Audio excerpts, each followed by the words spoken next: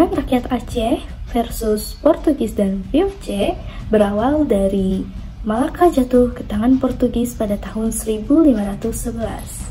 Hal ini justru membawa hikmah dan keuntungan bagi Aceh. Keuntungan Aceh setelah Malaka jatuh ke tangan Portugis adalah banyaknya para pedagang Islam yang menyingkir dari Malaka menuju Aceh. Dengan keuntungan Aceh tersebut, perdagangan di Aceh semakin ramai. Hal ini mendorong Aceh berkembang menjadi bandar dan pusat perdagangan di dunia. Perkembangan Aceh yang begitu pesat ini dipandang Portugis adalah sebagai ancaman. Oleh karena itu, Portugis berkehendak untuk menyerang Aceh dan menghancurkan Aceh. Pada tahun 1523, Portugis melancarkan serangan ke Aceh di bawah pimpinan Henry Guise dan menyusul pada tahun 1524 di bawah pimpinan De Souza. Beberapa serangan Portugis ini mengalami kegagalan. Portugis terus mencari cara untuk melemahkan posisi Aceh sebagai pusat perdagangan. Kapal-kapal Portugis selalu mengganggu kapal-kapal perdagangan Aceh. Misalnya, pada saat kapal-kapal dagang Aceh sedang berlayar di Laut Merah pada tahun 1524 atau 1525 yang diburu oleh kapal-kapal Portugis untuk ditangkap. Jadi awal mulanya itu karena Portugis merasa perkembangan Aceh yang begitu pesat sebagai pusat perdagangan itu adalah sebagai ancaman dan Portugis ingin menghancurkan Aceh serta mengambil tanah Aceh. Aceh sekarang semakin pesat perdagangan, apa harus menghancurkannya? Oleh karena itu, tindakan kapal-kapal Portugis telah mendorong munculnya perlawanan rakyat Aceh terhadap Portugis. Langkah-langkah Aceh dalam melawan Portugis sebagai persiapan Aceh dalam melawan Portugis yaitu melakukan langkah-langkah antara lain 1.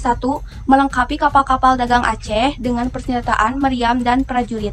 2. Mendatangkan bantuan persenjataan sejumlah tentara dan beberapa ahli Turki pada tahun 1567. 3. Mendatangkan bantuan persenjataan dari Kulikut dan Jepara.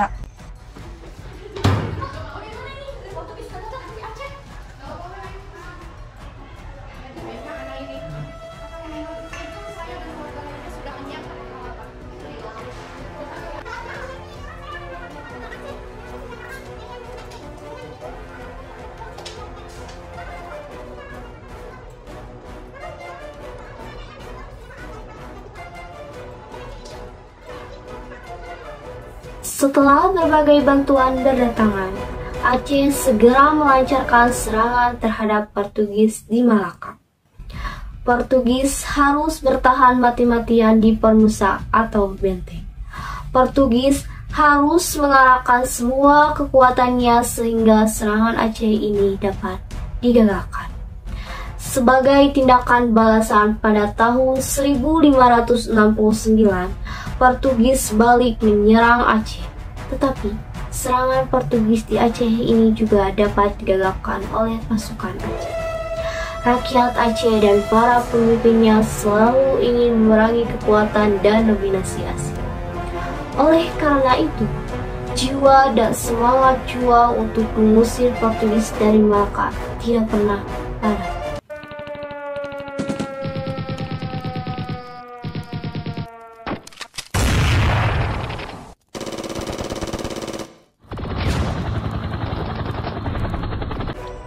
Pada masa pemerintahan Sultan Iskandar Muda 1607 sampai 1639, semangat juang mempertahankan tanah air dan mengusir penjajahan asing semakin meningkat. Iskandar Muda adalah raja yang gagah berani dan bercita-cita untuk mengenyahkan penjajahan asing, termasuk mengusir Portugis dari Malaka. Iskandar Muda berusaha untuk melipat gandakan kekuatan pasukannya. Angkatan lautnya diperkuat dengan kapal-kapal besar yang dapat mengangkut 600 sampai 800 prajurit. Pasukan kavaleri dilengkapi dengan kuda-kuda dari Persia. Bahkan Aceh juga menyiapkan pasukan gajah dari milisi infanteri.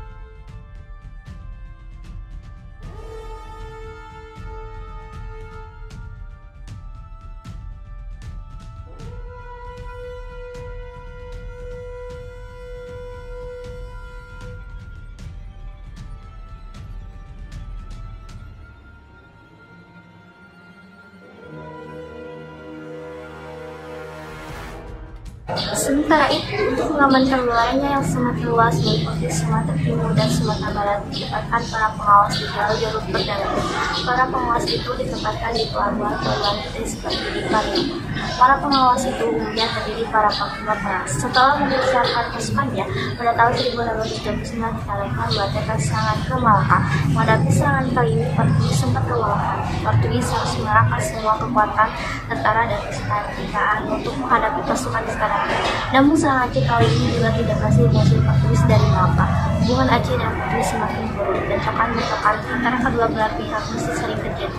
Tetapi Portugis tetap tidak berhasil menguasai Aceh, dan begitu juga Aceh tidak berhasil mengusir Portugis dari Malaka. Yang berhasil mengusir Portugis dari Malaka adalah POC pada tahun 1640.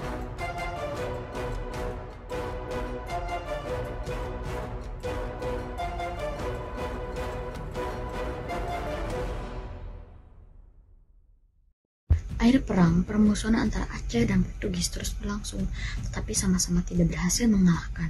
Sampai akhirnya Malaka jatuh ke tangan POC tahun 1641. POC bermaksud membuat Malaka menjadi pelabuhan yang ramai dan ingin menghidupkan kembali kegiatan perdagangan seperti yang pernah dialami Malaka sebelum kedatangan Portugis dan POC.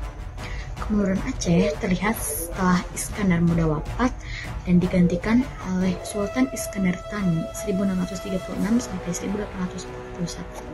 Terjadi tahun 1873 sampai 1874. Perang Aceh kedua terjadi tahun 1874 sampai 1880.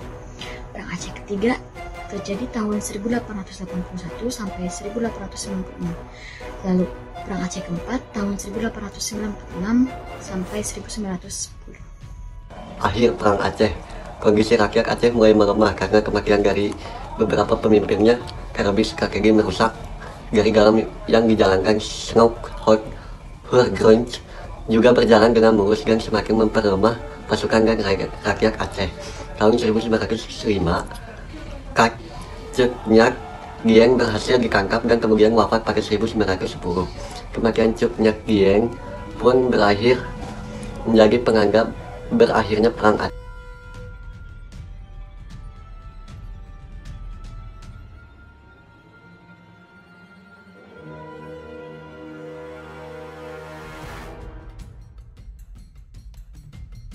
Dampak bagi Aceh. Dalam akhir peperangannya, Aceh harus mengakui kedaulatan Belanda dan menyerahkan seluruh wilayah kekuasaannya. Perang Aceh yang terjadi cukup lama membuat Belanda dilanda krisis moneter. Baik Belanda maupun Aceh harus kehilangan orang terpenting dalam pasukannya.